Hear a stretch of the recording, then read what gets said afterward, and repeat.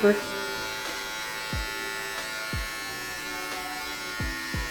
Okay.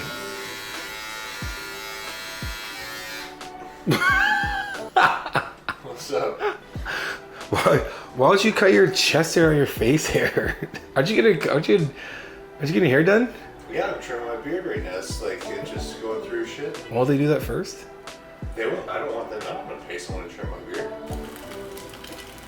Was that not recording the entire part? So what I could do is put a little bit of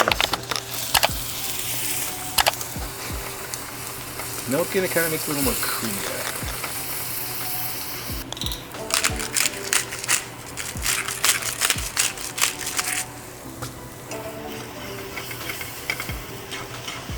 Perfect. 4 whole eggs. Welcome back to the channel, guys. We're here today at Pure Muscle and Fitness. We are now 2 days out from the Toronto Pro-Am. My boy Taylor here. We're on our last, I would say, depletion workout. I'm gonna bring you guys through his workout and work with him as well too. I got my own goals. Do some acting and some stunt acting and whatnot, so I keep myself aesthetically pleasing and mobile and functional. So I'll show you guys what I'm doing for my training as well too. And we're gonna do it together and bring you guys all through it. So let's go. We're just doing some good reps here. Basically, think of like a deload week for Taylor, but we just want to emphasize a good stretch and like overemphasize contraction just to get like the blood flowing and getting ourselves depleted more. So whatever kind of, glycogen is left in the muscle, we are basically gonna work it out, basically. So driving it down, slow, chest open, same as before. I'll let him start first, get himself warmed up, then I'll continue right after him. So this would be their biggest thing to try to do, your best. And that's just keep your chest up high the entire time. So even when he pushes out, when he's, we're lengthening, nice stretch, then we're shortening. Even here, we don't have this like deflate. Like keep the chest like high. Especially on these kind of machines, it feels like take the analogy like you're trying to push yourself in the back, like push yourself backwards. That gives you more leverage than thinking like throwing it off your chest. Good shit. There'll be a lot of junk volume here, guys. Just letting you know. Me, not myself, but like definitely for, when it comes to like your peak week depletion workouts, they don't make any sense. It's just, you literally just here just depleting your muscle and enjoying what you look like in the end of all the hard work. Half these sets are useless, I'm just being honest. Some of the coaches won't say so, they'll probably tell you it's some kind of like method they gotta do, in order to just like, shut the fuck up. You can literally do the exact same amount of sets, get a good pump, get the hell out of here, but again. Everyone here looks good, we've got cameras rolling, of course we wanna see the hard work. That's the longest you'll ever see it. Because by the time he goes on stage, well, not him, because he's different. Most people, by the time they go on stage, when it's done, they have like 3 days and then it looks gone. So they're trying to milk all of that shit before they can't do it anymore. Are we doing this anymore or what? So like the tension I felt there with 2 plates was manageable in like around like 10-ish reps, 9 reps. And I probably could have got maybe 2 more. I want to make that tension the same by decreasing by a slight margin so I can go longer. So like I always feel my body responds really good to high reps. So, but like not high reps where I'm gonna like decrease the weight just so I get high reps. So like a high rep where I'm still like working my ass off. So I'd rather take a set to like, 15 than a set to like 10, but not making the set easier to get to 15. So it's just to make sure tension increases by a large degree while you're training, which means taking a set longer, but just, maybe decrease the weight by a little bit. And then if it gets too necessarily easy, then I just I'll slow down the negative, pause the bottom more. I'll just be way more strict in my form.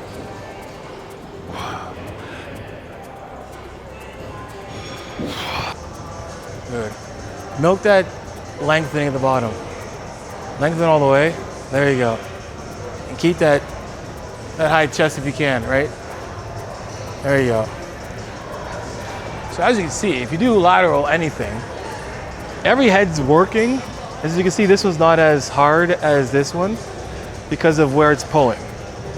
So this is still gonna aid with lateral movements, but it's gonna do a lot more when it comes to like pulling the arm back like this. I think like the longer the range we can have tension, that load on the way back down to the like negatively into the stretch, tension's higher. So if I say have tension on here to here, that distance in time is shorter than here to here.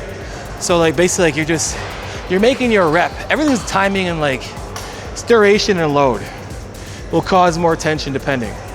So if I can make that rep, you know, last 1/2 of a second or a second longer, that's really hard. So if I can increase the range of motion slightly where there's still tension where it makes sense, then on the way back down, as a whole in that rep, I'm causing more tension, aka more muscle recruitment. It's not, I think people get, so like it's all biology, it's all chemistry, it's all of it is. Like outside of our conscious selves, everything is chemistry, biology, physics, math. It doesn't mean that everything you do, you have to be like, we're math based because I count. You know what I'm saying? It's like, I'm math based because it's like, yeah, that's basically at the core of everything. To make that the center of like, science says this, it's like, science says one thing, but the body will say some different things as well too. Flatten them out and growing. Instead of going small then big, because like, yeah, you're wide, I want to see you wide right away. Like you're down just like this. Boom. And you're already there. Instead of being like this. From the back, that's not bad. You're here and doing this, that's fine, because you're showing all the detail. But here in the front, you're not showing detail. Just go right in and just, boom, you can even hit your front. Just, you know, you flex your chest here, boom, boom. I would even adjust the handle this way more. You can see how it's this way. See how you angle your arm? You want this, put it down. You want this thing to be right there. Because now it's on the same angle as your arm. I like it now, but that's pretty dope. See, now that angle is perfect on your shoulder. For people who like either like have good mobility in your shoulder and they can do that flare thing, we don't recommend it, but if you have the mobility, go right ahead. But if you're like here, most machines, the handles don't adjust. So this one, we can actually align the hand up with the wrist or fist with the shoulder. Let me try. Wait. Let me try. Yeah. 25 pounds, I feel it. Like, yeah, this is really good for, and like really like, it's just really giving you any machine that can make you have the same feel of or freedom of dumbbells is gonna be great. And that's all this is basically doing. It allows you to really like move quite freely. Ew. Oh, this is nice. Good, right up. There you go. You want to think of like pushing it away from you. Let's control it. Perfect rhythm. Nice. Drive it up. Push. There you go. Push it in the floor. Try and stand up while you're sitting down. Push right into the ground. There you go. Good. Nice work. Good. I want you to push that. Try and straight out at the end. Right. So here, get it out to here. There you go. Get your arm straight. There you go. It's almost like a push as well. That's pulling it in. And put yourself back. Don't let yourself come forward. Put yourself back. Up nice and tall. There you go. Nice and tall. Keep that chest up. Oh, there you go. No matter what machine you're on, you should be in this posture every single rep, set, exercise. Nice. This one doesn't allow you to really straighten out in the end. One thing I like about it. There were those partials? Yeah. So lengthened partials. It's like I just want to get in like right here, stretching from this so I can get here and at least just to here and milk it on the rest. And not from here because it's kind of useless doing this. How do you do it? Give me a little more range. Oh yeah, there you go. Because this doesn't allow you to like all the way down. Like the axis on this does it like from here. There's really no more tension. So if you want to go like you want to get to here, right? So like my chest, like from my arm, basically needs to get to here for this to be a full range of motion, right? And here it's still good. You're still going to work with getting the lengthen anyway, but like all the way in, it doesn't allow you to. So adding these guys here allows me to get all the way in instead of having it stuck where I'm like here and I can't. I have to do this instead of this. See how there's a gap between my arm and the top? like protract. Just up here, like an angle. Go down, push it down a little lower, like that. Yeah. So you close off here, let the stretch. Go down the angle like we're doing a front or like a back relax. There you go, a little more. There you go. And we'll land here and here, all that together. You should feel tricep, rear delts. There you go. Then we get like a crazy amount of tension from a stretch, and we get the most amount of tension in the shortened contraction at the bottom. So we look like the best angle for like the best squeeze contraction. It's when your arm's on this kind of an angle. It has the greatest tension in the shortened way. The further your arm goes up, the less tension on here, the more it kind of goes in the air. Right, and then we get stability from the lats to help keep that in the same, I would say same range, right? Chest up high. Pull, there you go.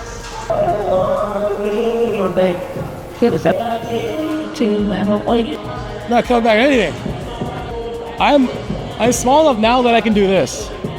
I grab my arm like this. I've never been able to do this before. That's great. And I do it like this. I'm gonna do the Master Olympia next year again. I have a buy to it. I place top 5, so I can buy to the what's it called, a buy, or I'm already in it.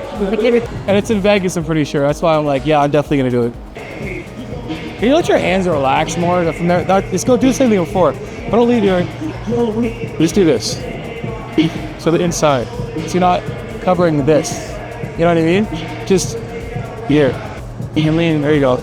Go ahead. Flex your buys a little bit. Yeah, there you go. Like tight. There you go. Slightly. Good. Quarter turn. Yeah. And like hold it. Hit it and stick it, and feel it. Don't move. Feel this pull back a little. There you go. Hold that right. That in. That's what we want. And these relax. There you go. If we put this down, these lats culp it even more. There you go. Let it wrap it up. Just let it sit on it like light. There you go. Don't bend back too much because we're losing it. Just you can sit a little. There you go. Put it all here. Up lower. There you go. We don't have to sit. If you go back too far, we're missing it, right? Keep on. Just like think of the front double bicep, but you're just leaning back this way, not fully doing this. Just up. Right. And you see everything really good. In through nose, out through teeth. Tight. Good. Yeah, flex that chest over. Good. Nice. Another one in the books. Get a little depletion workout. Supposing after Taylor's ready, we just gotta basically like coast in now and just keep eating the way we gotta eat. Make weight tomorrow. Rest. Let the chips fall as they may. Those saying. Yep. Got that right. I usually mess up a bunch of things. That's it. So day's halfway done. We're just gonna rest up now and get back to the Airbnb, eat, and that'll be that. All right. So we got our, here we have our chicken. All right, so we got our asparagus, cup of rice, and chicken.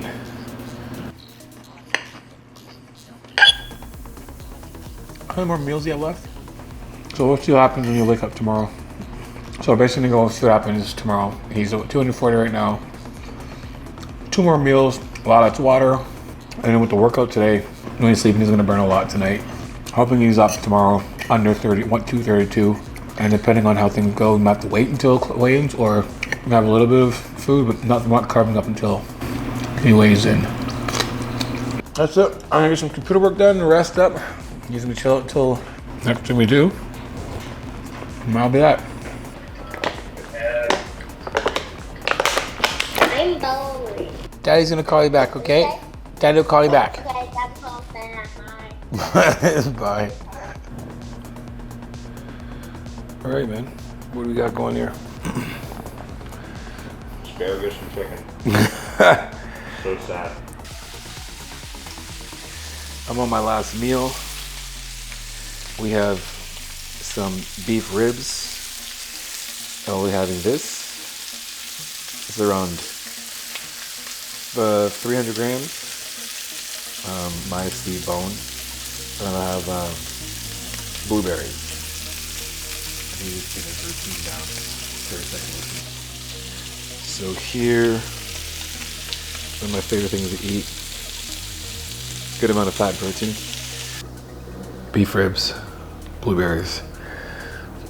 300 grams. 100 grams. And that's it. That's how I eat. That's how I eat. You want these on you? What? You want these on you? Oh, I'm just thinking about the meal. That's a carnivore meal. It's my carnivore meal. Because it's meat and veggies. I mean, fruit. It's a carnivore meal. And I just throw some other carbs with it. Yeah, but I've had carbs all day today too. Shit, it's a carnivore. And not every meal I need carbs. My first meal is the intermittent fasting meal. Yep, you're doing it all. Yeah.